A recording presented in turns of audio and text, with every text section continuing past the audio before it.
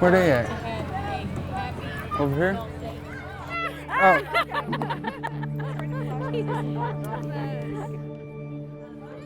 See, you're the pro now. Hey, baby, how are you, sweetheart? Good.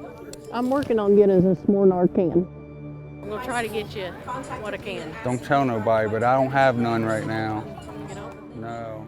No, I saw that. I saw where you said that. I've been telling them when people ask, I said, our health department needs. I started out in naloxone by just seeing how terrible the overdose epidemic was in the state of West Virginia.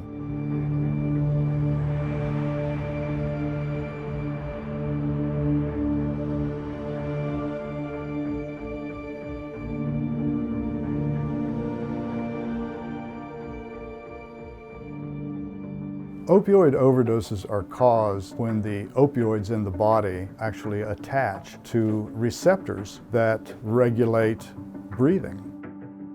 Naloxone is very similarly structured. So what it does when it's injected or it's breathed into the system, it actually goes and knocks the toxic opioids off those receptors and restores breathing.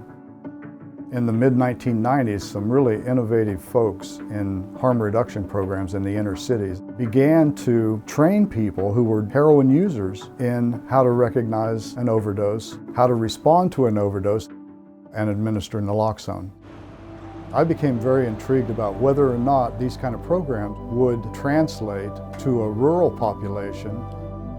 I'm Robin Polini. I am the Associate Director of the Injury Control Research Center at West Virginia University. I sort of conceptualize the situation in West Virginia as not an epidemic, but micro-epidemics. So if you look at Huntington, the west part of the state, up into Parkersburg, and Charleston too, you hear a lot about heroin and fentanyl. That started for the most part with prescription opioids. But we had a lot of people then transitioning over to heroin. And because those are on major interstates, the heroin became readily available. If you go down to the southern part of the state where we have some of the highest opioid overdose rates in the country, those are extremely rural areas. They're not on the interstate. And you'll see that most of those overdoses are attributed to pills.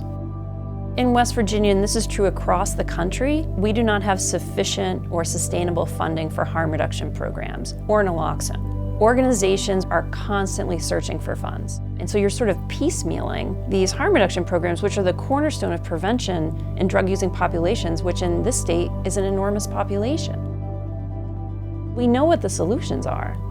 We just don't have the money to implement them. Okay, there's one dose there. There's a nasal aerator. I hope we can just figure out a way to get more of those passed out. That gives you 2 doses, so. Thank you so much for that. You're very welcome. We have educated the community about what an overdose looks like. Our health department has taken an active role in naloxone training for the community and in getting naloxone distributed out in the community.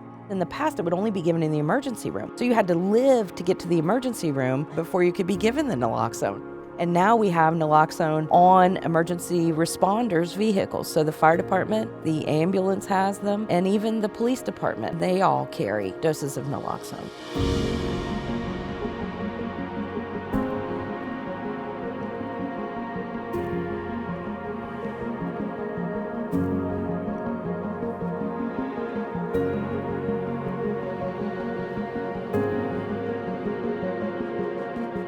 In Huntington, we always have hope, and that's part of our culture in Appalachia, that no matter how bad it is, we always believe that the solution's around the corner and things will get better.